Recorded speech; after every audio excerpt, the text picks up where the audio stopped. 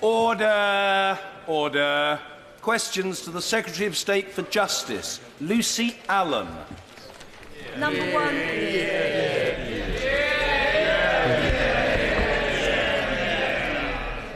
With your permission, Mr. Speaker, I will take questions 1 to 10 and 14 together. And can I begin, Mr. Speaker, by praising the work of my predecessor to improve the rehabilitation of offenders. Thanks to his reforming zeal, we've broadened the range of people providing and benefiting from rehabilitation. But there is still much more to do. Lucy Allan. I'd like to thank the Secretary of State for his reply and for the great work that's being done to support rehabilitation of offenders, to give them a second chance. Will he assure me that this rehabilitation will never be appropriate in cases such as the brutal murder of Telford teenager Georgia Williams? Absolutely. Can I emphasise that when we're dealing with heinous crimes, like the appalling murder of Georgia Williams, then judges have the freedom to impose whole life orders, and one was imposed on the killer in this terrible case. Michael Tomlinson. Thank you, Mr. Speaker. Clean Sheet and Footprints are two charities in Dorset supporting ex-offenders into work and reducing the risk of reoffending. What steps is my right honourable friend taking to support charities like these and to ensure that offenders leave prison ready to face the world of work? Well, can I commend my honourable friend on raising the work of these two voluntary sector organisations? Without the work of voluntary and third sector organisations, then we would not be able to provide the educational and the rehabilitative services which enable people to have a second chance who are currently in our prisons. Mr. Michael Fabricant. It's not just voluntary services, I believe, that has a role to play, but private businesses too, such as Marks and Spencer's and, indeed, other well-known department stores. Will my right honourable friend agree with me that we should encourage private enterprise to help in the rehabilitation of offenders to get them back to work? I absolutely agree. It's a very, very good point. May I single out for praise the John Lewis Partnership, which does such a fantastic job in helping people from a variety of backgrounds to be all they can be. But I also want to stress that there are other organisations as well, like Greggs the Bakers and, of course, Timpson's, the shoe and key repair firm. And John Timpson's leadership in providing ex-offenders with a second chance is exemplary. Mr. Jeremy Lefroy. Given that 12% of the prison population are sex offenders, including all in the prison in Stafford, what specific rehabilitation work is going on for sex offenders?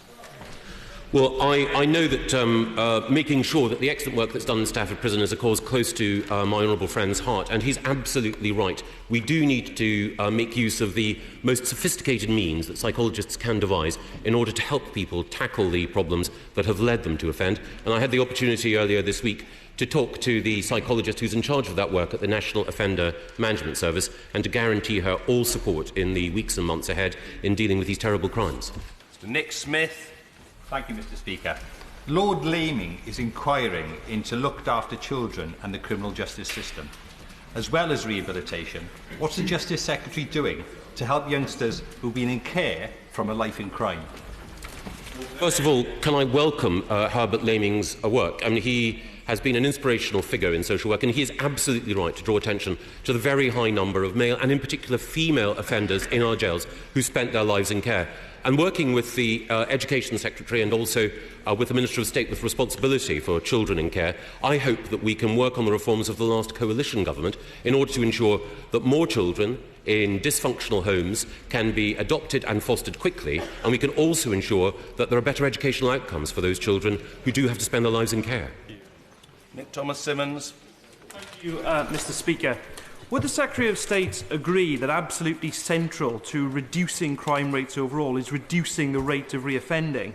And would the Secretary of State therefore also agree that to cut rehabilitative services and funding to rehabilitative services ultimately would be counterproductive in the long term?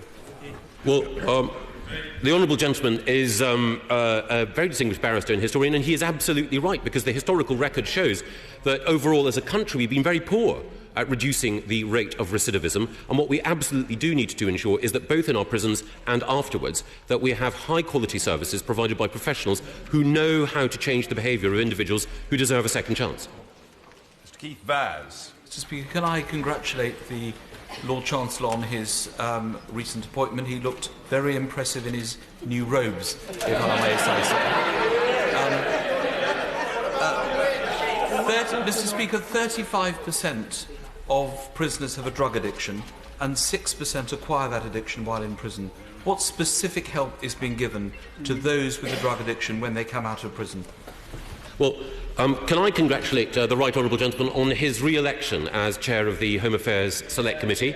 He did an exemplary job in the last Parliament. I know he'll do a very good job in this Parliament. Can I also thank him for his kind words about my dress sense? I know that when it comes to cutting our sartorial dash, there are few who can match the Right Honourable Member. But he's also absolutely right that drug addiction is one of the principal factors that leads individuals to commit crime, and it is also the case that we have an unacceptable level of drug use, both of illegal drugs and so-called lethal highs in our prisons, and that's why we're determined to ensure that the psychological support that is there currently in prison and the support that rehabilitation companies can provide for individuals who are drug addicted can be enhanced to ensure that individuals can be weaned away from a habit that brings misery to themselves and to their victims.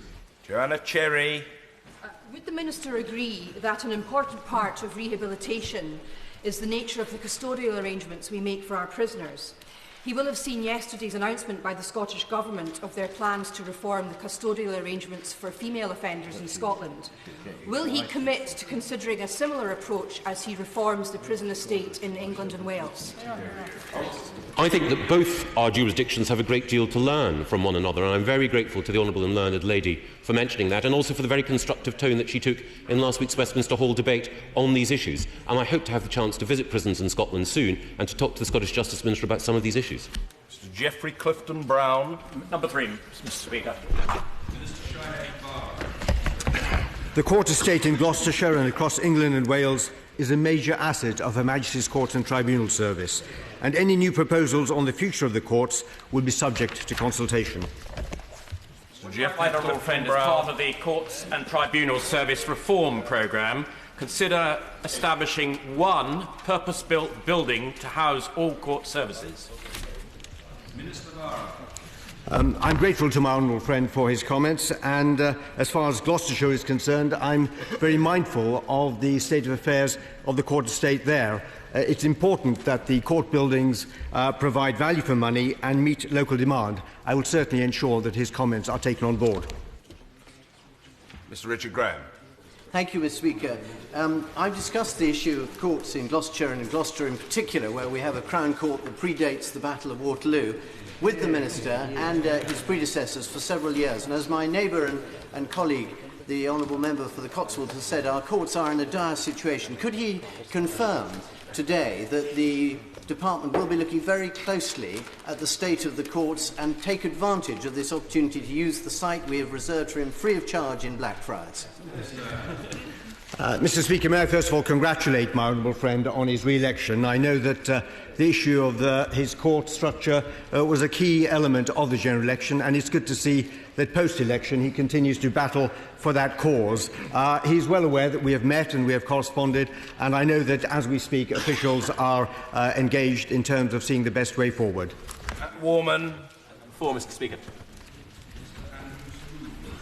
Mr Speaker, we want prisons to be places of industry and purposeful activity by replicating as far as possible a normal working week and teaching skills which lead to employment on release and reduced reoffending.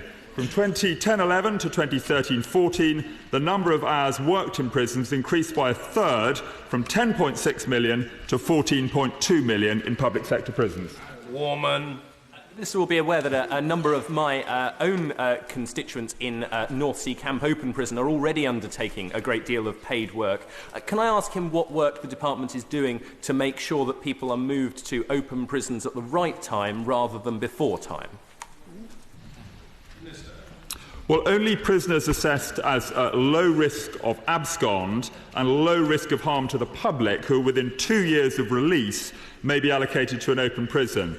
An open prison provides resettlement opportunities, including paid work, that can support successful reintegration into the community and help reduce the risk of reoffending. And we want all prisoners to take advantage of these opportunities, and will continue to encourage all prisoners to do so. Green. prison service is housing an increasing number of older prisoners. Can the Minister say what steps are being taken to rehabilitate prisoners who are too old or too ill to work? Well, we can't require older prisoners to work, but I would certainly want those opportunities to be available to older prisoners, just as to many older people in society who want to carry on working. All our educational opportunities are, of course, open to older prisoners, and we recognise the challenge that the Honourable Lady quite rightly raises with an increasingly elderly prison population. Sir Edward Garnier. Thank you, sir. Between 2005 and 2009, I visited about 65 prisons in England and Wales. And it was my universal experience that the work done by prisoners there was more or less useless for the outside world. There was one prison where I saw people making hairnets. Now, no doubt there's a market for hairnets, but none of the prisoners... None of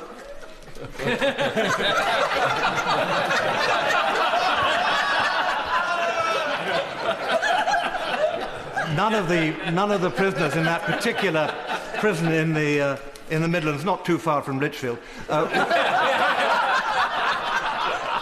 was ever going to go out from prison to work in a hairnet factory.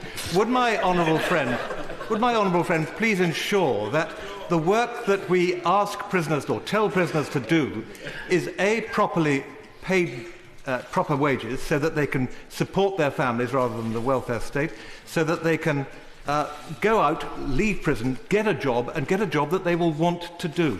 I think the hair needs to have been replaced, to judge by the length of the question, but we greatly enjoyed the honourable and learned gentleman's question. Minister. Well, I greatly respect my honourable friend whose seminal work, Prisons with a Purpose, I have a great deal of respect for. What I would say to him is, of course we want high-quality work, and I wish I could show him, for example, the Halfords Academy, Mr Speaker, an Onley prison, training people to be bicycle mechanics and then get a job on release. Or I could tell him about the new work we're doing with the Ministry of Defence, very useful work, much appreciated by that government department. Ellen Jones. The Minister will be well aware that one of the biggest safeguards against reoffending is actually getting people into a job. But in a number of prisons, including HMP Risley in my own constituency, prisoners are often denied access to work experience because the prison wings are locked due to shortage of staff. What is he doing to tackle this problem? Well, I can tell the Honourable Lady we're doing a very great deal about that. The first and most important thing is we were successful in recruiting more than 1,700 extra prison officers in the year to March, and we're going to carry on recruiting the same number of prison officers. That will lead to more staff on the wings, allowing more access to work activities to achieve exactly what the Honourable Lady wants. Mr Lawrence Robertson. Question number 5, Mr Speaker.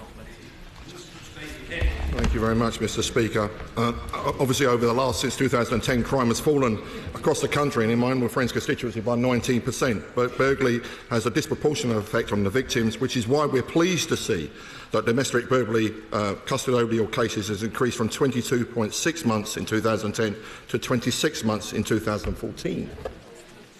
Mr Lawrence Robertson. Thank the Minister for that response, and I'm pleased that he is taking the crime very seriously indeed. Police forces tell us that a very small number of people commit a very high percentage of crimes in terms of burglary. Isn't it easier, therefore, to take those people out of circulation for even longer, so that very simply they won't be able to commit those crimes? Mr Speaker, my honourable friend is absolutely right, which is why this Parliament has decided that the maximum imprisonment sentence for this offence is 14 years. It is naturally for the judiciary to decide what sentence they get, but I'm sure they listen to the will of Parliament. Dr John Pugh.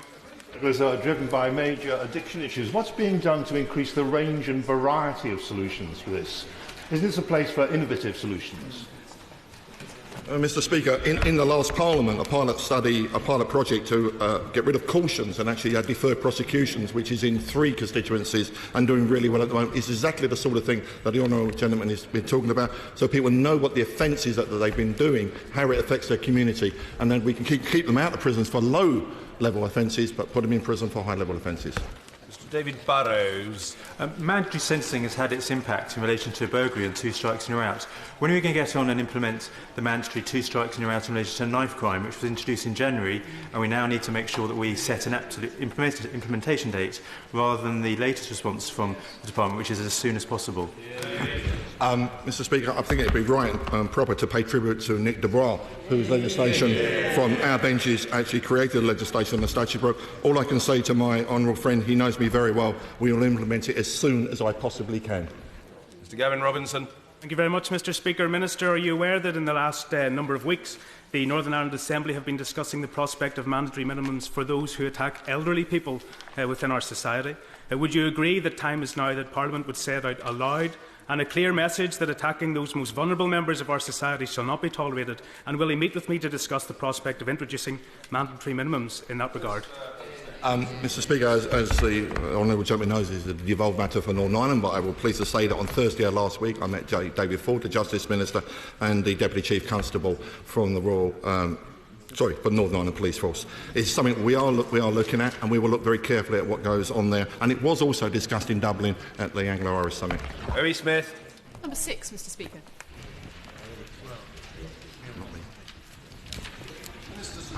Mr Speaker, I believe that prison officers are among the unsung heroes of the public sector. Day in and day out, they do amazing work protecting the public.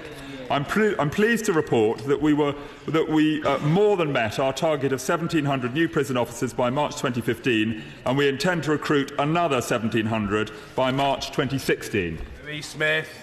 Thank you very much indeed, Mr Speaker. I very much welcome that update, and I think the Minister knows that prison officers serving in HMP Norwich, which he recently visited in my constituency, and also nearby prisons such as Bure, work incredibly hard under difficult circumstances. Will he do everything possible to support them in their work and their conditions?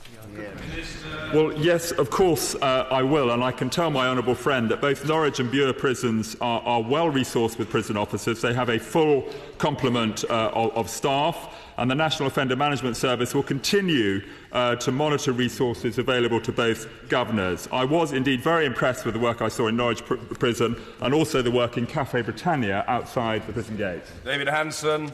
For the benefit of the House, could the Minister tell us precisely how many prison officers were in post in May 2010 and how many there are in post now? And is it not unadjacent to around a 40% cut overall?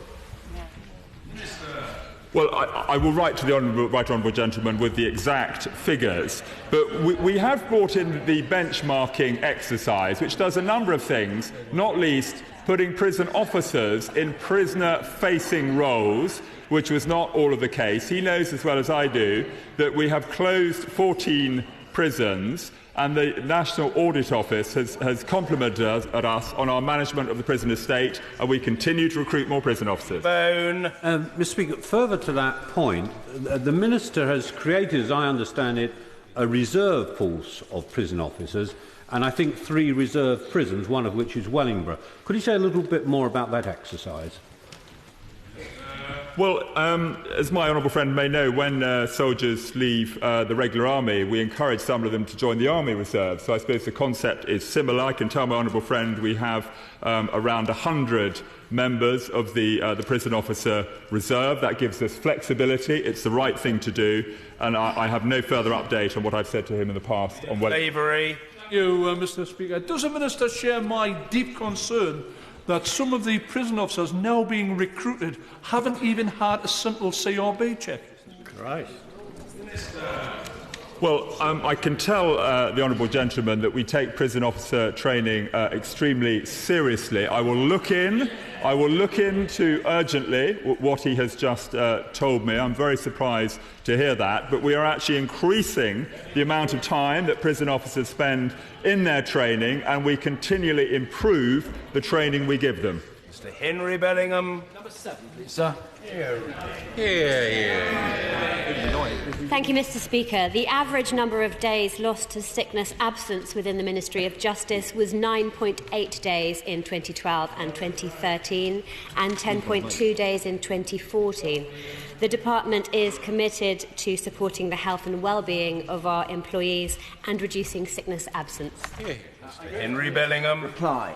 Obviously, these are disappointing figures. Is she aware of the figures for last year were twice as bad as the FCO and 4 times as bad as DFID. So can I ask her, what is she and her Secretary of State and other ministers going to do to actually improve morale and sort out this very desponding situation? Well, Mr. Speaker, a large proportion of the Ministry of Justice roles are actually frontline prison staff, where the working environment is, of course, more physically rigorous than office-based roles. It's important to note that sickness numbers for other departments do not include frontline roles such as soldiers, police officers or indeed nurses. So looking only at civil servants employed in Whitehall, Ministry of Justice staff actually take fewer sick days than other departments. McTaggart. Well, that suggests that it's prison officers, for example, who are victims of assault by prisoners who are sickness absence. And what is this year's rate of assaults on prison officers, and what is the department doing to reduce them? Well, of course, the department takes any assault on a prison officer incredibly serious, and it's essential that prison officers feel that the full weight of the state is behind them as they fulfil their duties. Where there are serious assaults on prison staff, the perpetrators will be prosecuted unless there is an extremely good reason for not doing so. Richard Arkless. Thank you, Mr. Speaker. Given these figures, it may be pertinent to ask, is the Minister's department a living wage employer? We certainly are, as far as I understand it, and are looking at that moving forward. Kate Ossamore. Thank you, Mr. Speaker. Question 8.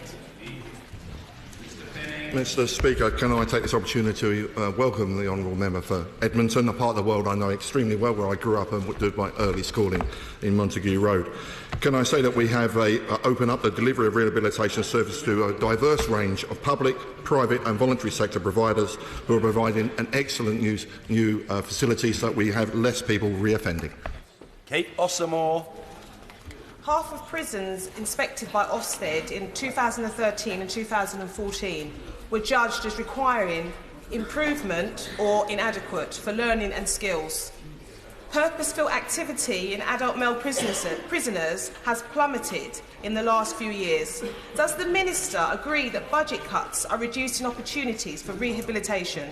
Mr. Speaker, no, I don't. Of course, we inherited a really difficult situation with the economy when we came into power, but the way that we've reorganised rehabilitation and training is vitally important. The key to rehabilitation is that the people do not reoffend, and to give them the best opportunity in life is that an education is very often, and training is that way forward. John Howell. Thank you, Mr. Speaker. In the last Parliament, I visited a prison in Denmark with the Justice Select Committee, where one of the biggest contributors to stopping prisoners reoffending was their ability to cook their own food. Will he agree with me that this is not a reward for good behaviour, but an essential part of dealing with reoffending? Mr. Speaker, while I'm not the prisons minister, I have visited many prisons myself, not least the ones on the edge of my own constituency, and I've seen exactly that happen in our own prisons. Giving people the skills in life is vitally important, and giving them somewhere to live when they come out is also just as important. Richie. Thank you, Mr. Speaker. As part of a programme established to deal with reoffending in prisons, would the Minister agree with me that there is a need to retain the Human Rights Act of 2000 in order to ensure the proper standards in prisons of human rights are adhered to? Mr. Speaker, this country has led human rights for centuries, and it will be nothing different when we rehabilitate when we bring the legislation forward to make sure this Parliament decides exactly what goes on, not a foreign court. Tom Burskglove. Thank you, Mr. Speaker. Schemes such as that offered by the National Grid get young offenders into a job, into a routine and back on the right path. What assessment has the Minister made of those opportunities for the future? Mr. Speaker, can I reiterate what the Secretary of State said earlier on, that companies that come forward like the National Grid and like Timson's and others and Greg's do a wonderful job for the community as well as for the individuals going forward. Getting people back into work is by far the best way to make sure they don't commit crimes and give them the self-esteem that they really do want. Jenny Chapman. Thank you, Mr. Speaker. Reconviction rates double for prisoners who report using drugs in the 4 weeks before custody. So if the Minister does just one thing, or his many colleagues now does just one thing, can they please make sure that it is reducing access to drugs in prison? Mr. Speaker, we've been responsible for the drugs in government at the Home Office as well, and been bringing the legislation through the other House when it arrives here. Drugs is taken enormously seriously, and I'm sure the Prisons Minister, Senator Mine, is doing everything we possibly can to make sure drugs do not get into our prisons. Jenny Chapman. Thank you. I'm glad that he said he was taking it seriously, and so he should, but he might want to look at what's actually happening on the ground. Just this morning, the Chief Inspector of Prisons published a report into Pentonville Prison where, among his many criticisms, he observed that there was no detailed drug supply strategy. How many other prisons don't have a detailed drug supply strategy?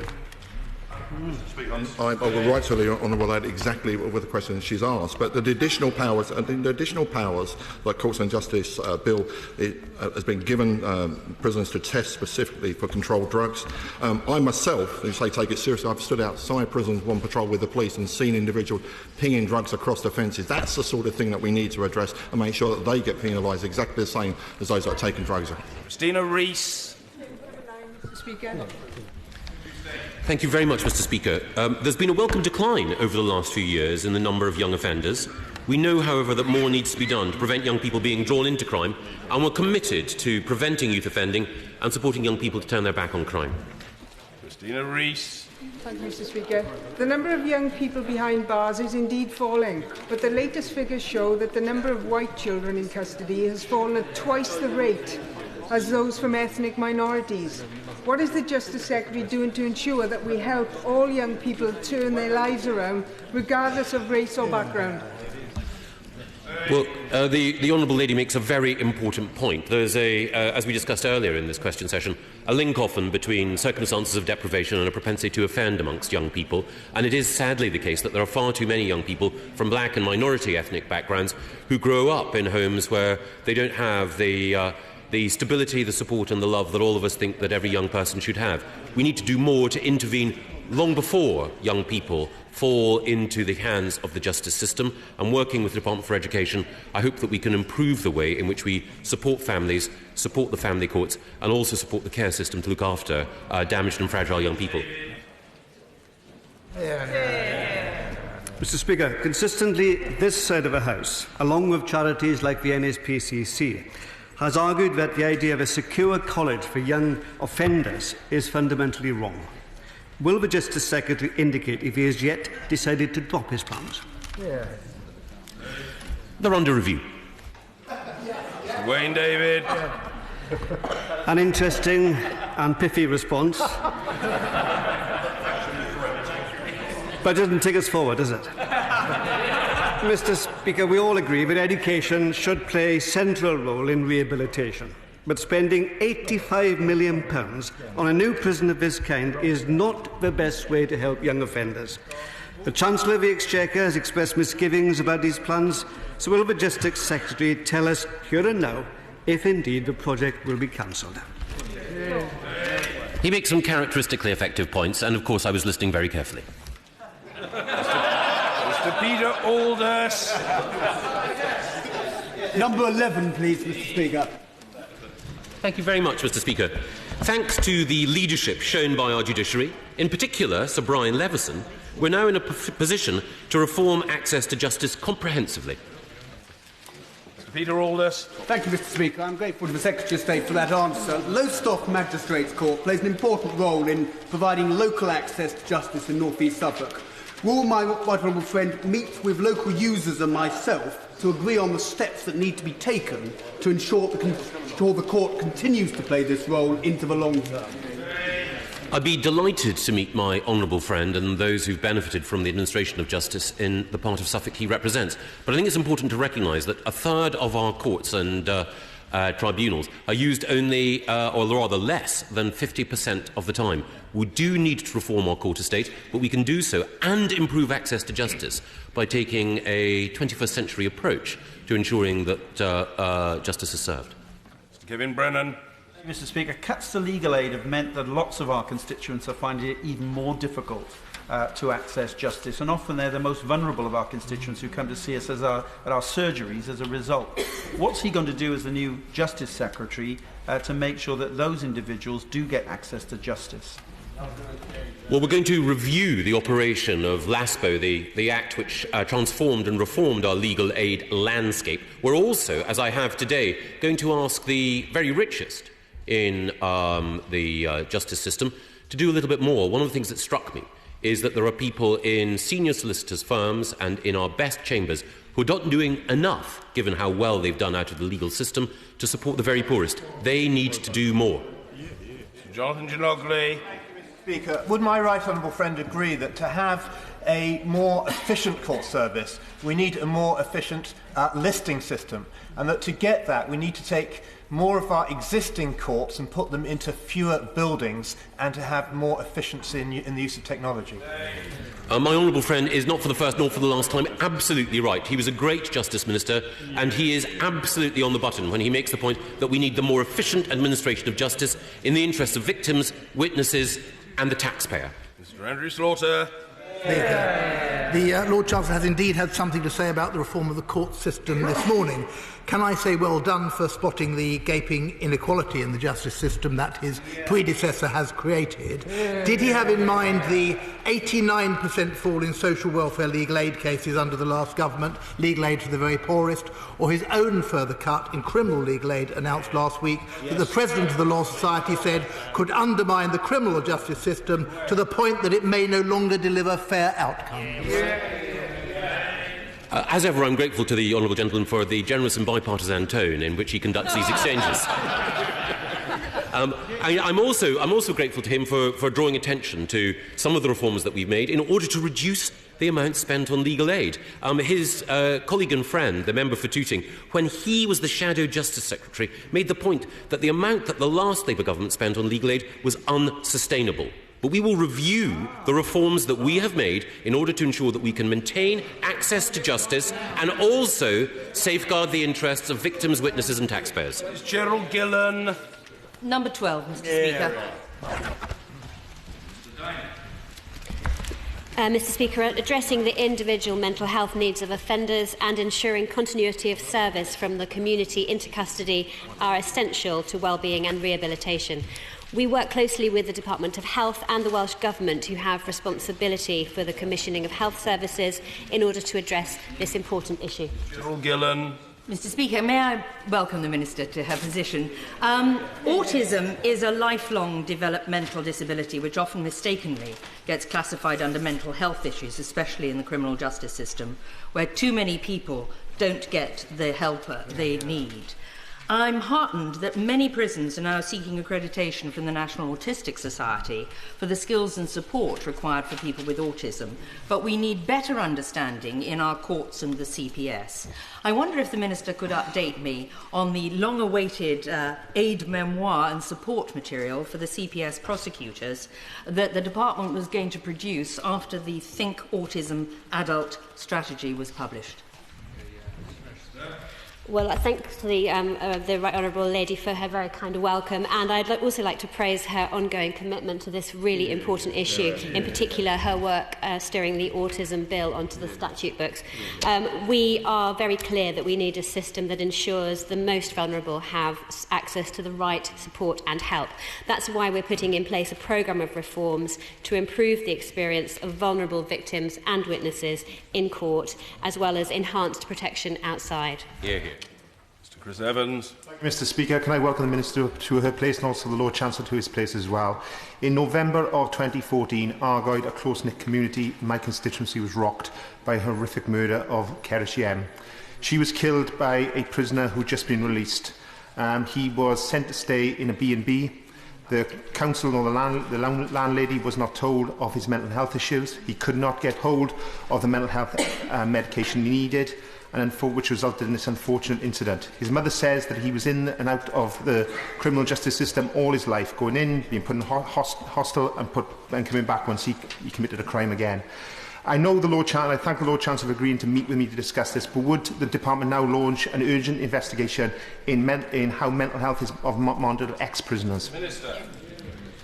Yes, I think it's really important that we very carefully monitor how mental health is regarded from within the community into the prison system and then back out into the community again. I know that the Secretary of State and the Prison Minister have agreed to meet with the honourable gentleman, and I'm sure they will listen very carefully to everything that he has to say.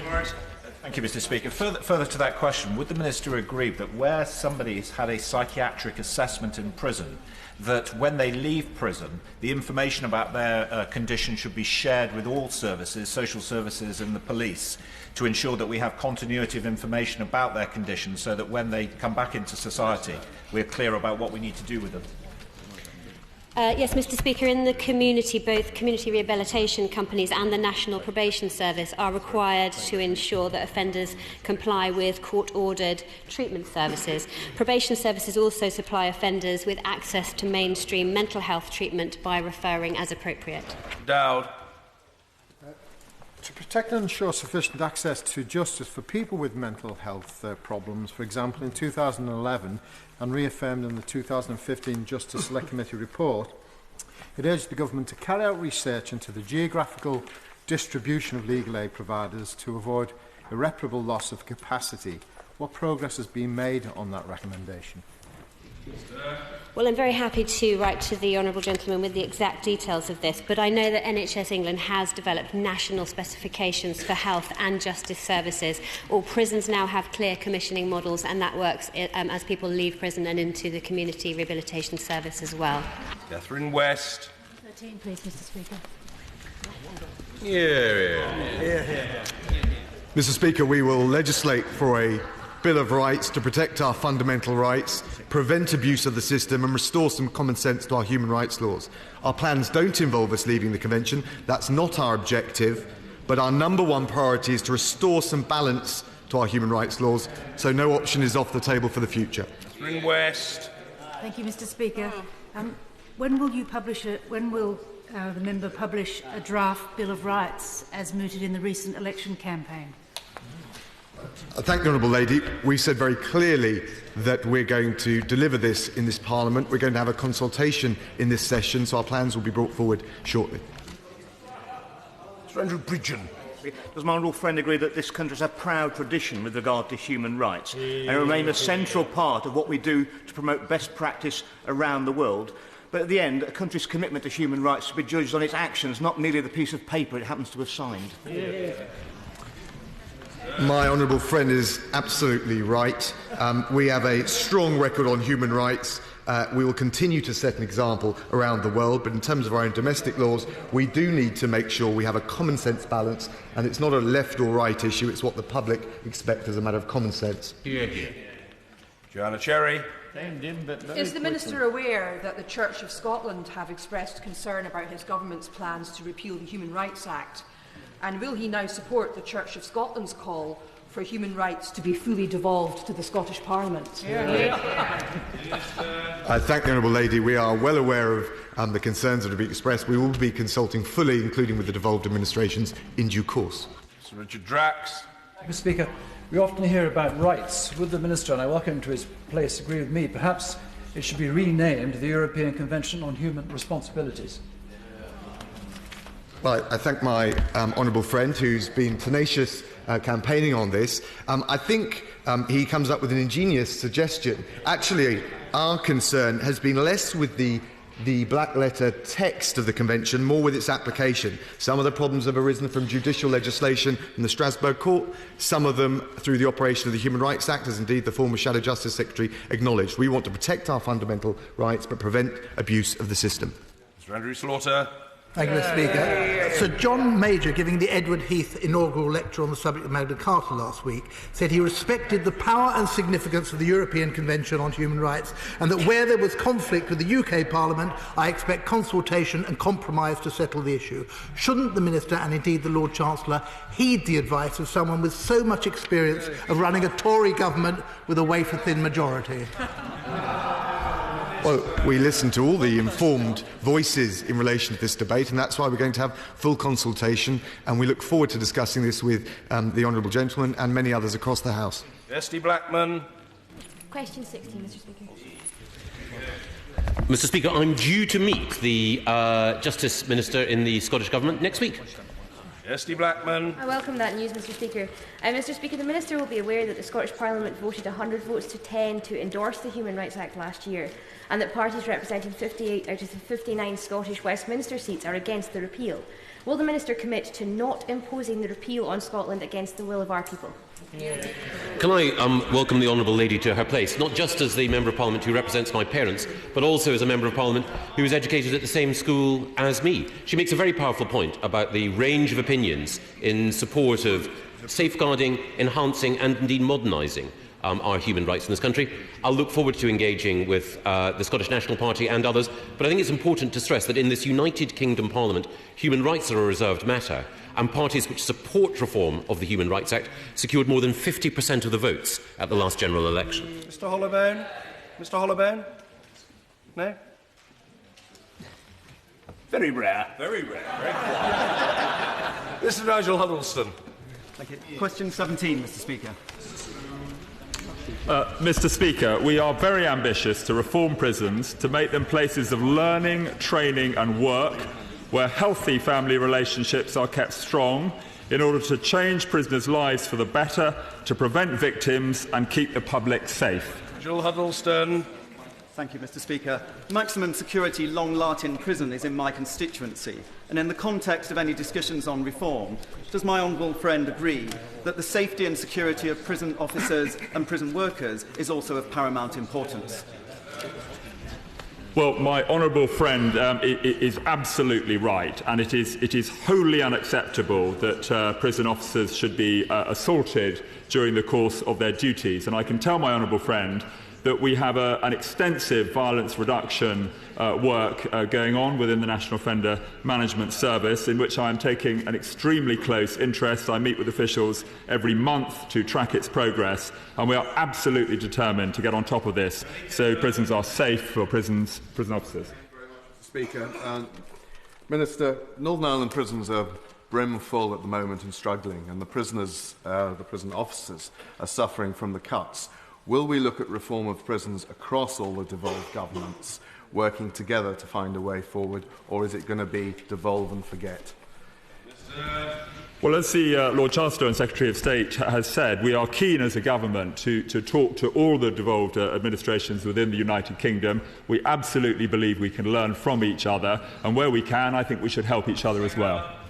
I'm sure the Minister recognises the importance of reforming rehabilitation in prisons. Does he share my concern that the number of reports from chaplains across the prison estate have struggled now to organise collective worship because of the number of hours that prisoners are spending behind their bars in their cells?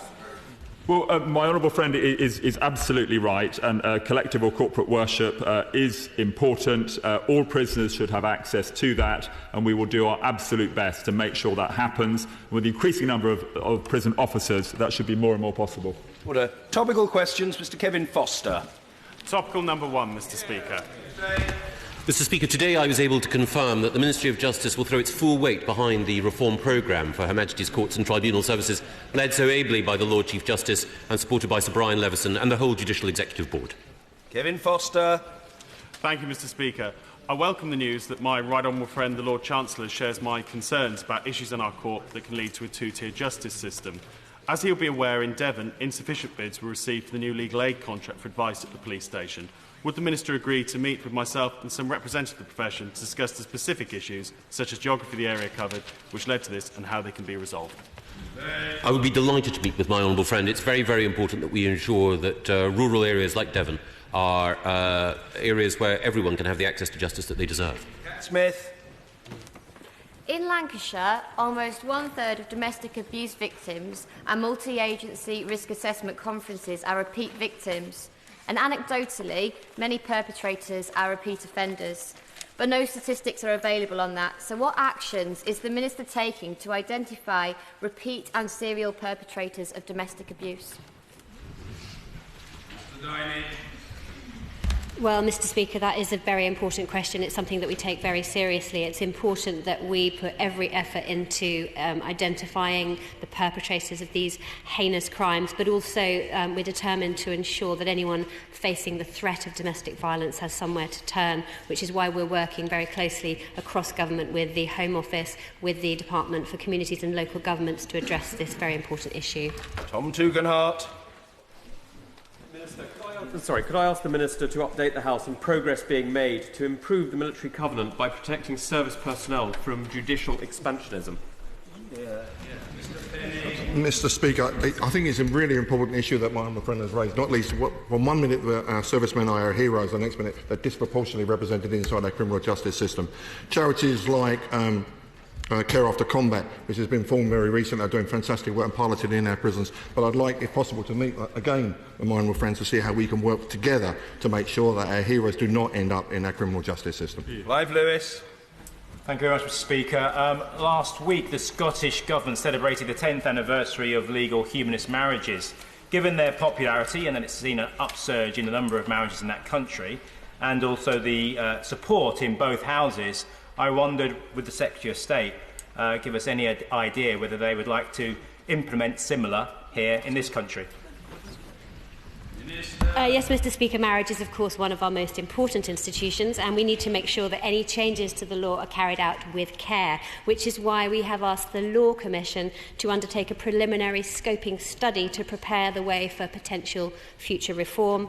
They're due to report in September, and then the Government will consider the next steps very carefully. Sir Andrew Mitchell. Thank you, Mr. Speaker. Will my right honourable friend look carefully again at the workings of the European arrest warrant following the announcements last night from London and from Kigali, Rwanda, and the misuse by a junior Spanish judge of the process for political rather than judicial purposes? Few people know more about and are more committed to the welfare of the Rwandan people than my right honourable friend. And there are a few members of this House more committed to due process and human rights. So I take very seriously the points that he raises, and I will look very, very closely at this case and report back to him.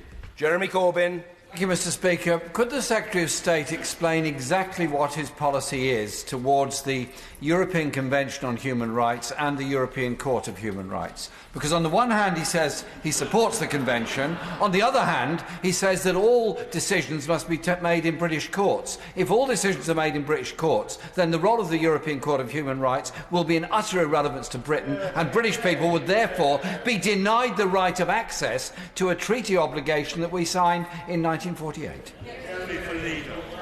Can I, on behalf of everyone on this side of the House, congratulate the right honourable gentleman on making it onto the ballot for the Labour leadership. Had he required any more signatures, I would have been happy to defect in order to ensure that a full spectrum of views was behind him. But he makes a very, very important point, and what we want to do is to ensure that people's access to human rights is enhanced as a result of legislative changes that we make. Mr. Philip Hollowbone. Thank you, Mr. Speaker. The honourable gentleman has overcome his natural shyness, with which the House is well familiar. Mr. Hollowbone. Kind, Mr. Speaker. How many foreign national offenders do we have in our prisons, and what plans are underway to send these people back to secure detention in their own countries? Yeah.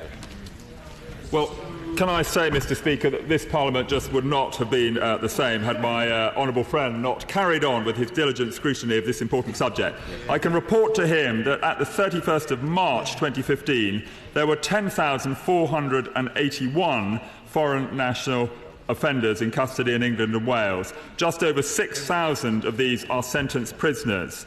Mr. Speaker, the Immigration Act has enabled us to cut the number of appeal rights from 17 to 4. Over 800 removals have now taken place as a result of these changes, and the Home Office managed to send back over 5,000 foreign national offenders last year. Sue Hayman.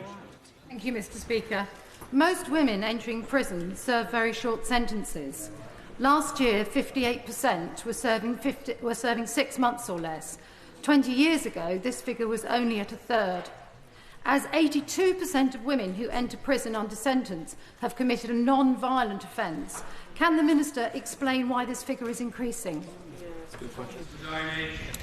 Well, Mr Speaker, the decision to impose a custodial sentence is, of course, one for the independent judiciary. The law requires that a custodial sentence only be passed where an offence is so serious that neither a community sentence or a fine will do.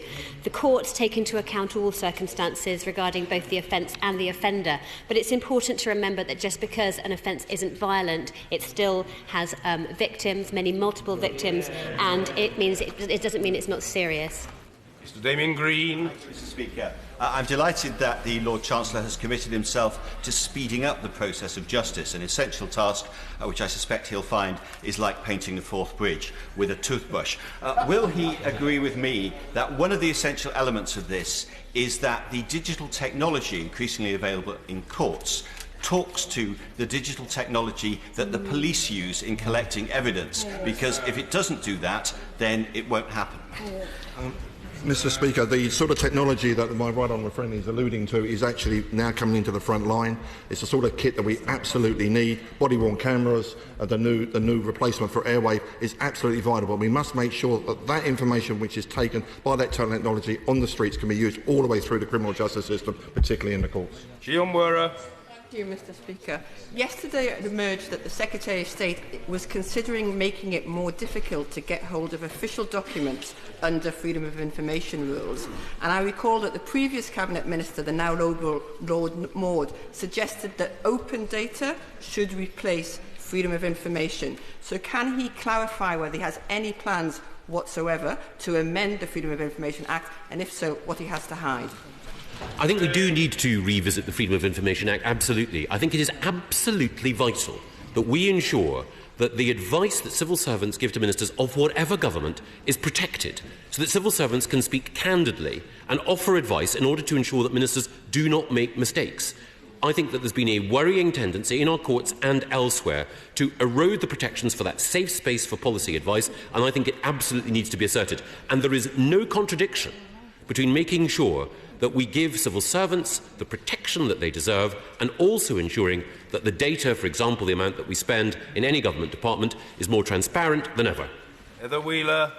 Mr Speaker, welcoming my honourable friend to her new position at the dispatch box, would she agree with me on the importance of maintaining family ties and ensuring the rehabilitation of female offenders, as is exemplified by the hard work undertaken at Foston Ladies' Prison in my constituency? Yes, Mr Speaker, it's important to maintain family ties, and family engagement workers are in place in all public sector female prisons, including Foston Hall.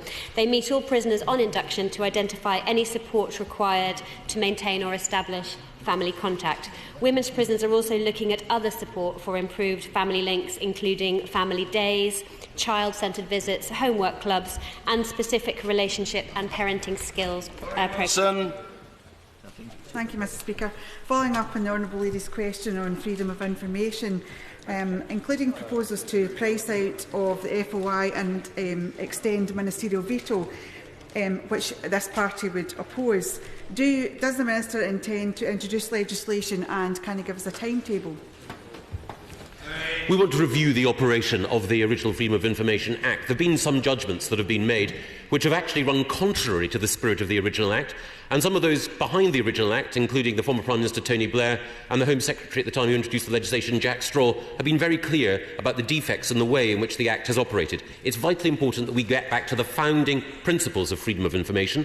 Citizens should have access to data, they should know what is done in their name and about the money that is spent in their name, but it is also vital that the conversations between ministers and civil servants are protected in the interest of good government. Allan Mack. Thank you, Mr Speaker. Does my right honourable friend agree with me that the British Bill of Rights is an important step towards ensuring that the matter of votes for prisoners remains a matter for this House to decide, and that the best way of rehabilitating offenders is through good job and education, not political gimmicks? I welcome my right honourable friend to the House. He's absolutely right. Prisoner voting is a question that should be decided by democratically elected members of this House, and our wider aim with the Bill of Rights is to protect our fundamental rights, but also to strengthen the role of the British Supreme Court, defend the rule of law and shield the democratic prerogatives of this House. Holland. Thank you, Mr Speaker. The family of Richard Davis are devastated by his death in Yeadon High Street. A man has been charged with manslaughter and yet has been granted bail, which is very distressing for the family. What guidance is given to judges... Order! I'm sorry, but the honourable gentleman must listen. My advice is that the case is sub judice, and on the basis of a charge having been brought, it's not appropriate to raise the matter in the chamber at this time. I recognise the assiduity... Order! I recognise the assiduity of the honourable gentleman, who may find other opportunities, but not now. Who will we take? Let me see. Mr. Bill Esterson. Speaker, does the Secretary of State's apparent commitment to access to justice for everybody in this country mean that he will be reversing the cuts made by the last government to that very same access to justice? I thank the honourable gentleman for that point. We are committed absolutely to reviewing the reforms to legal aid, but I have to stress that it was the party's former Justice spokesman, the member for Tooting, who during the last Parliament made it clear that levels of spending on legal aid were unsustainable under the last government and we needed to reform. After all, as the member for Birmingham Hodge Hill told us, there was no money left. Chris Skidmore. Thank you, Mr. Speaker. In March, I brought the families of Ross and Claire Symonds, who were horrifically killed in my constituency by a dangerous driver, to meet with the Prime Minister to discuss the maximum sentence for death by dangerous driving, which is currently 14 years. In this particular case, the dangerous driver was given 11 years, which is going to be brought down to 5 years as a result of good behaviour. The Prime Minister made a commitment to the families to contact the then Justice Secretary to ensure that the government looks seriously at extending the maximum sentence. Would the Secretary please look at this case once more? Thank you. Well, my honourable friend is absolutely right to raise this issue. We have increased the maximum penalties for a number of driving offences, and we are looking carefully at the recommendations of the review announced by the previous Justice Secretary to consider how best to take these forward in a proportionate and consistent manner, and we will report back to the House of Commons shortly. The Lord Chancellor has suggested there'll be a further reorganisation of the court estate. Can he say how many courts he anticipates to be included in that? And given that the number of the courts that were closed by the previous coalition government are still lying empty and costing millions of pounds to the taxpayer, can he assure better value to the taxpayer this time round? There are a significant number of additional courts which we suspect will have to close, and I'll make sure that Parliament is fully informed about that process in due course. But he makes a very good point. We do need to make sure that we get value for money from the disposal of these buildings, and indeed there have been decisions that have been made in the past which suggest that the Ministry of Justice hasn't always done the right thing when it's been investing in the court estate. Mr. Nigel Evans. Speaker, all the statistics demonstrate that there is a significant number of people with mental health needs who end up in prison. Is the Minister really content that we have got sufficient treatment for those within prison? And she said that she's in dialogue with the Health Department. Does she not have the same suspicion as me, that if we had more effective treatments in the general community, then more people would not end up in prison with mental health problems? Yes, Mr. Speaker, I very much agree with my honourable friend, and we are actually doing just that. In England, we are working with the Department of Health and the Home Office to support NHS England to develop liaison and diversion services. These services place NHS staff, usually a mental health nurse, at police stations and courts to assess offenders for a range of health problems, including mental health, and refer them to the right treatment and support services. This information can then be shared with courts, prisons and probation services to inform decisions on charging and sentencing. Tom Brake. The coalition government increased the transparency of government by requiring ministers to report on their meetings with outside organisations. Isn't the Justice Secretary embarrassed that now he wants to reduce government transparency by strengthening the ministerial veto on freedom of information requests? I enjoyed serving in the coalition government alongside the honourable member, and welcome him back to this House. I think it's absolutely right that people should know who it is that ministers meet and the lobby groups and others who take up ministerial time. But what is vital, and I hope he would agree, is that we protect civil servants by making sure that they can give full and frank advice. Sometimes, as well as respecting transparency, we have to respect confidentiality as well, and we have a duty of care towards those in the civil service who do such a good job in supporting ministers. Martin Vickers. Thank you, Mr Speaker. Ministers will be aware of the incident last week at Killinghome in my constituency when 51 illegal immigrants were apprehended following a successful operation by Border Force. These were dispersed to detention centres throughout the country. Can the Minister assure me that adequate provision will be provided for future incidents of this type and that the legal process will not in any way hinder their speedy deportation? I'm grateful to my honourable friend for raising this case. It is absolutely vital that we make sure that there is appropriate provision for those people who have been taking advantage of our generosity, and therefore I will be working with the Home Secretary in order to ensure that we have the facilities necessary in order to deal with situations like the one that his constituents have had to face. Caroline Harris. Speaker, recently the government announced that it was going ahead with a further 8.75% fee cut to criminal legal aid, the second in a year. The existing system, especially the online CCS system, is already wholly inadequate. What justification is there for further cuts, other than to further reduce access to justice for those most in need? May I first of all welcome the Honourable Lady to the House and simply say to her that it's important that we recognise that we have one of the most generous legal aid budgets in the world, and it's also important to recognise that the legal aid budget needs to be sustainable. It has to be fair to the people who need legal aid advice, it has to be fair for the providers, and it has to be fair for the taxpayer who ultimately pays for it. And as far as the latest 8.75% cut is concerned, we have made sure that there will be proper access to all those who need legal advice. Order. I'm sorry to disappoint remaining colleagues, but time is against us and we must now move